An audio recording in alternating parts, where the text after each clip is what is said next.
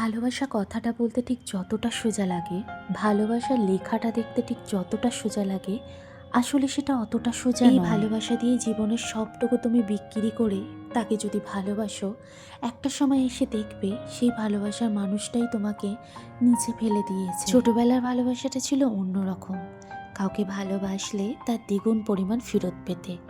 এই বড়বেলাতে দাঁড়িয়ে যদি কাউকে তুমি অনেকটা ভালোবাসো, শুধু আঘাতই পাবে। করতে এইরকমভাবে মেকআপ করে কি রান্নাঘরে আসো অবশ্যই কিন্তু জানিও। তো চলো ফটফট করে সমস্ত কাজকর্মগুলো করে দিই। আজ মেকআপ সুন্দরী হয়ে আমি এসেছি আমার রান্নাঘরেতে।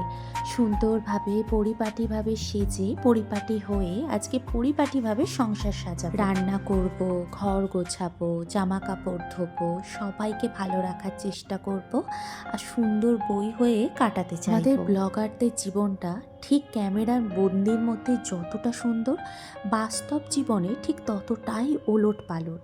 যতই আমরা সব কিছু গুছিয়ে করতে চাই না কেন, কিন্তু বাস্তব জীবনে ঠিক ততটা গুছিয়ে আমরা করতে পারি না। বাড়িতে বর না থাকলেও সুন্দরভাবে পরিপাটি করে কাজ করে রান্না করতে আমার খুব ভালো লাগে।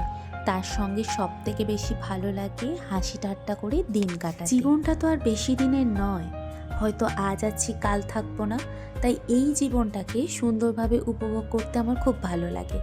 সকলকে মানিয়ে গুছিয়ে নিয়ে থাকতে, তাদের সঙ্গে গল্প করতে, হই হুল্লোড় করতে, কনকনে ঠান্ডার মধ্যে সুন্দরভাবে পরিপাটি করে রান্না করে নিয়ে খেতে বসতে কিন্তু বেশ ভালো লাগে। আজকে অনেক কিছু রান্না করেছি, তবে সবকটাই কিন্তু আমার পছন্দের। খুব অল্প অল্প খাবার রান্না করেছি। খেতে খেতে একটা কথা ভাবছি, আমাদের দাদাভাই যদি একসঙ্গে থাকতো, ওকে আমি খাইয়ে দিতাম, ও আমাকে খাইয়ে দিত, একসঙ্গে গল্প গল্প করে খেতাম।